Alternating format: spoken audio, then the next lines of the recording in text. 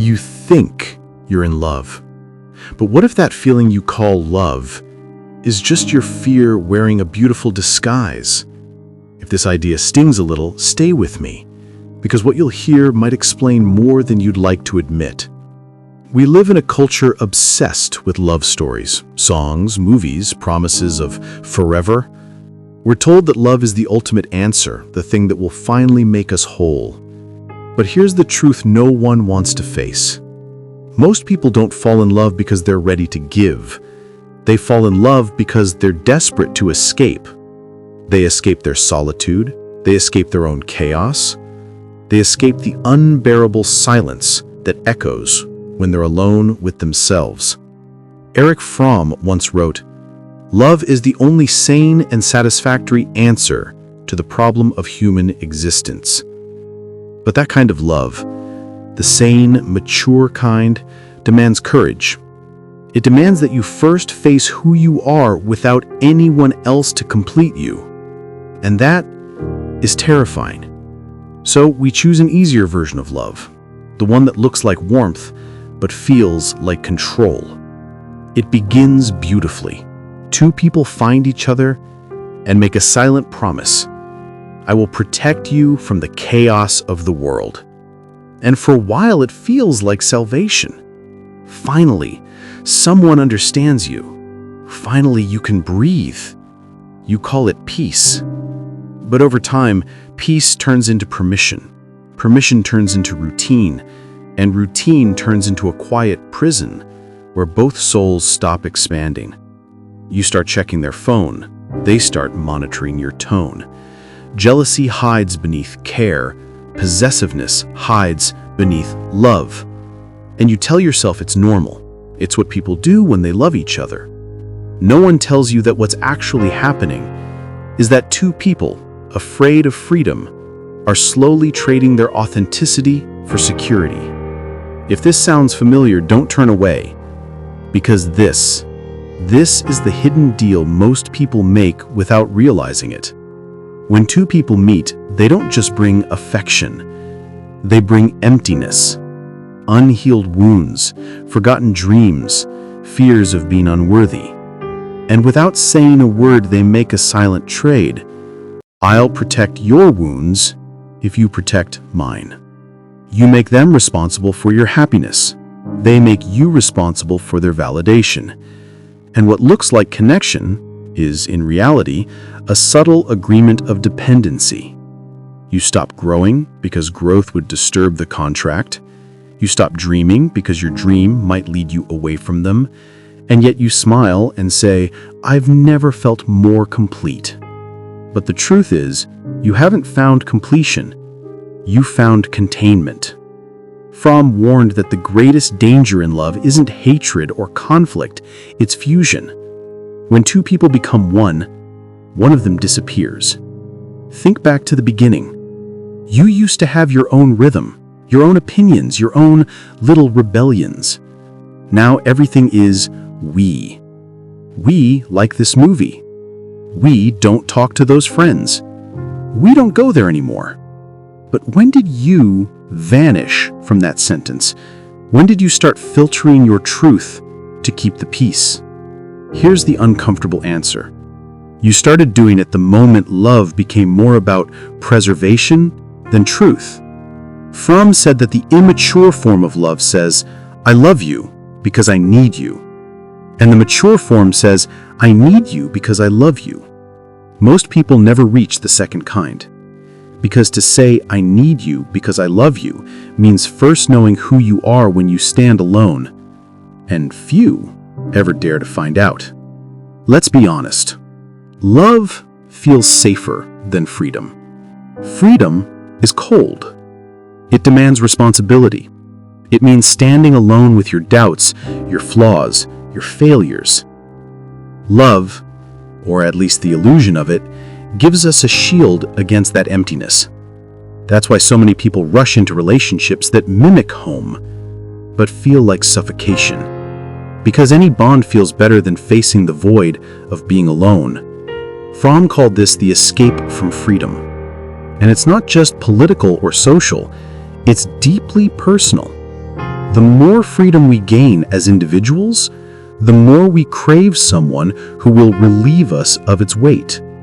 We don't really want partners, we want rescuers.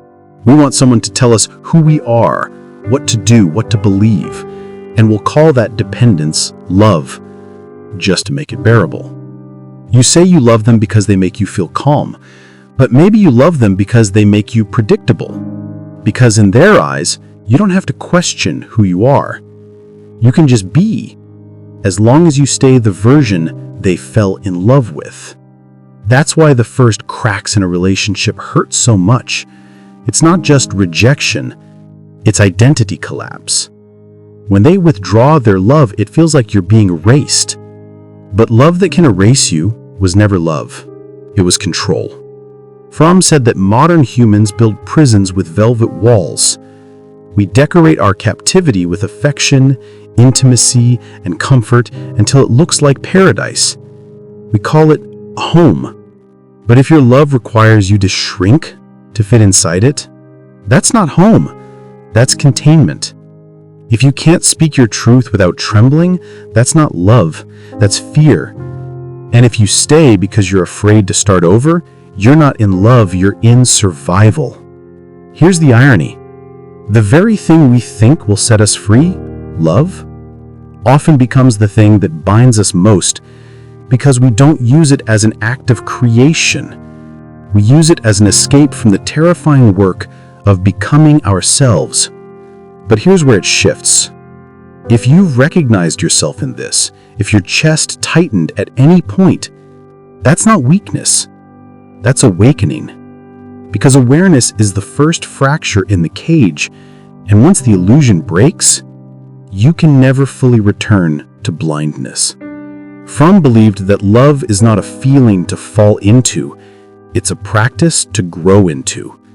And that practice begins when two complete people choose each other without losing themselves.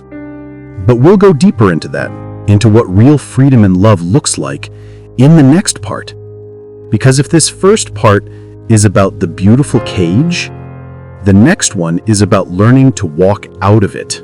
What if the greatest act of love isn't holding on, but letting both of you be free? Because maybe love was never meant to be a cage, but a bridge between two souls who can stand alone. If that idea feels unsettling, stay with me. What you're about to hear might rewire how you see every relationship you've ever had. Real love doesn't begin when you find someone. It begins the moment you learn to stand without needing to.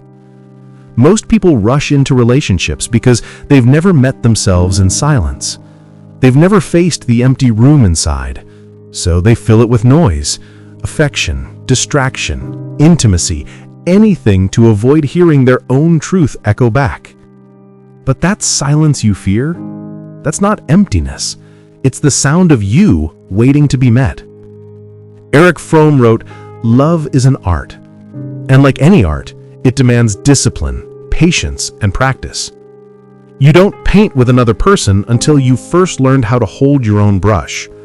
Without that inner grounding, every relationship you enter becomes a mirror, reflecting not love, but need. And need is a poor substitute for connection." Carl Jung said that until you make the unconscious conscious, it will rule your life, and you will call it fate. Nowhere is this truer than in love. Every person you're drawn to carries the weight of your unhealed parts. That woman you can't stop thinking about, maybe she embodies the vitality you've repressed. That partner who drives you crazy, maybe she mirrors the chaos you refuse to face inside yourself. We don't fall in love with people.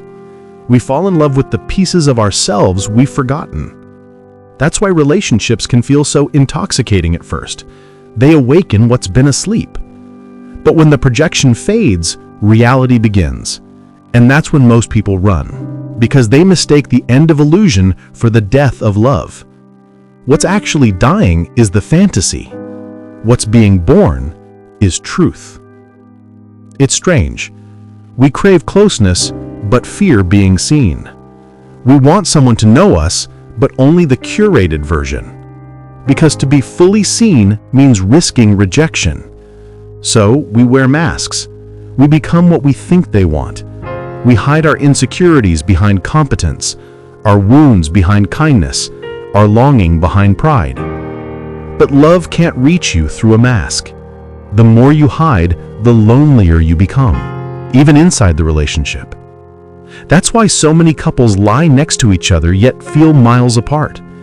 They're not together, their defenses are.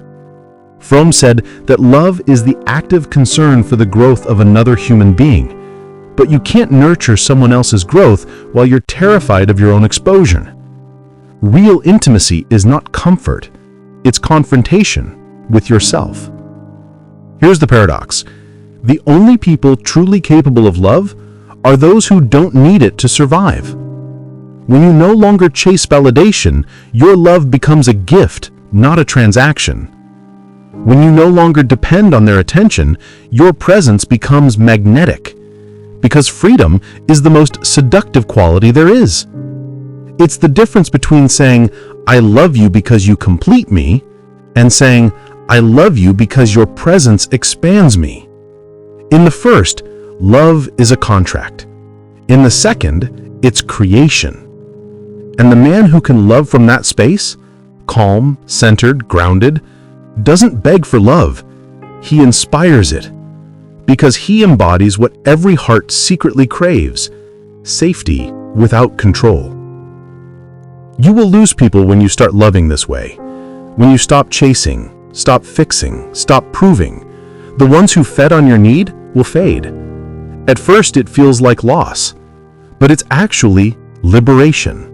Because love rooted in fear must die before love rooted in freedom can live.